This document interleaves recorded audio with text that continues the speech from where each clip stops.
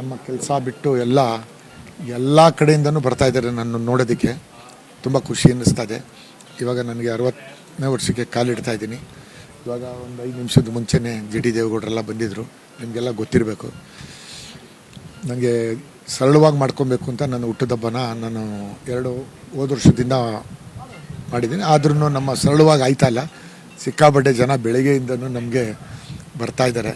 ಇನ್ನೂ ಸಾಯಂಕಾಲ ಅಂತೂ ತುಂಬ ಕ್ರೌಡ್ ಆಯ್ತಾರೆ ಬಂದೆ. ಅವ್ರಿಗೆ ಯಾವ ಥರ ಹೇಳಬೇಕು ಅನ್ನೋದೇ ನಾನು ನಿಜವಾಗ್ಲೂ ನನ್ನ ಹೃದಯಪೂರ್ವಕವಾಗಿ ನಾನು ಅವ್ರಿಗೆ ಅಭಿನಂದನೆ ಸಲ್ಲಿಸಬೇಕು ಅಂತ ಇಷ್ಟಪಡ್ತೀನಿ. ಏನು ಸೀಕ್ರೆಟ್ ಏನಿಲ್ಲ, ನಾನೇನು ಫಿಲಮ್ ಸ್ಟಾರ್ ಏನಲ್ಲ. ಏನಂದರೆ ಎಲ್ಲರನ್ನೂ ನಾನು ಒಂದು ವಿಶ್ವಾಸದಲ್ಲಿ ಯಾರನ್ನೇ ಅಲ್ಲಿ ನಾನು ಚಿಕ್ಕವರು ದೊಡ್ಡವರು ಅದು ಇದು ಅಂತ ಮಾತಾಡಿ ಎಲ್ಲರನ್ನೂ ಒಂದೇ ಸಮ ನೋಡ್ತೀನಿ. ಎಲ್ಲರನ್ನೂ ನಾನು ಪ್ರೀತಿಯಿಂದನೇ ಮಾತಾಡಿಸ್ತೀನಿ.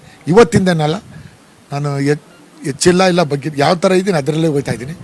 ಇವತ್ತಿಗೂ ಜನ ಅದಕ್ಕೋಸ್ಕರ ನಾನು ಎಲ್ಲೇ ಹೋದರೂ ಒಂದು ಮದುವೆಗೆ ಹೋಗಲಿ ಏನಕ್ಕೆ ಹೋಗಲಿ 100 ಜನ ಓಡಿ ಬರ್ತಾರೆ. ಏನಕ್ಕೆ ಅಂತ